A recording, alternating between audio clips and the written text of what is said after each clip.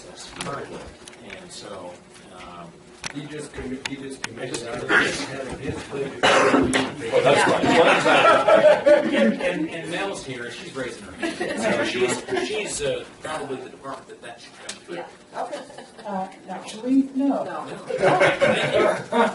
Then see what you committed to.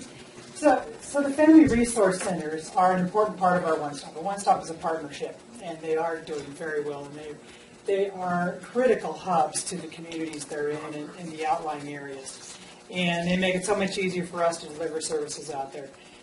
But what they need is the ability to have more staff to do Family Resource Center activities.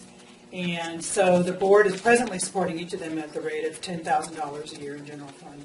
And I think what they're asking for is additional general fund because general fund money can be a little more discretionary than my funding can be. I've got, the state has, no, you can only do this with this, you can do this with this, but not that.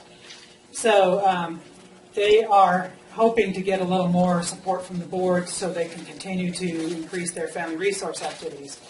And sort of along that same line, we've been talking with within Health and Social Services and within Behavioral Health Department in particular and with the state about whether we could use at least a small portion of Mental Health Services Act funding to also kick in just some sort of discretionary funding. The state has a real heartburn when we start talking discretionary funding, but I just think that the presence of the Family Resource Centers are just critical to those communities, and they're critical for our ability to deliver services and identify people in those communities who need our services. So I'd just like to lend my support to their plea.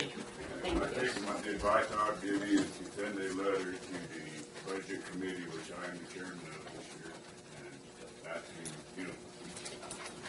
like you had here, from both of you, Westwood and address that to the budget committee, and the budget committee will be probably making the recommendation to or not to, whatever be or how much. Well, it'll be up to the budget committee to try to isolate and find where best that the funds could come from, because everybody's in agreement. Yeah, it would be nice to do. Irrespective, we have to locate the dollars and which fund it would come from, whether it's... So we'll put that burden on Mr. Egan to find out where the money comes from. Janice, it's not lost upon us about what you guys do in our county. Yeah. There's full support from the board. So, Me and Tom both strongly, support you in our district, and we can twist arms up here. I have a couple questions for you. Go ahead, Tom. Oh, go ahead. Go ahead. You get it. Monthly bills. What kind of monthly bills do you take out of your fund for out there? For our funding, Yeah. the monthly bills would be the utilities, the share of cost of utilities, the share of cost of rent of the facility, And how much is the rent of the facility? $933.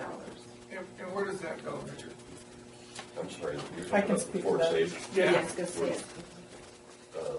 Go ahead. Go to Health and Social Services, and that sounds like a lot for a building that, supposedly is free. It's not free. We pay $87, and then $933 is a fully loaded cost.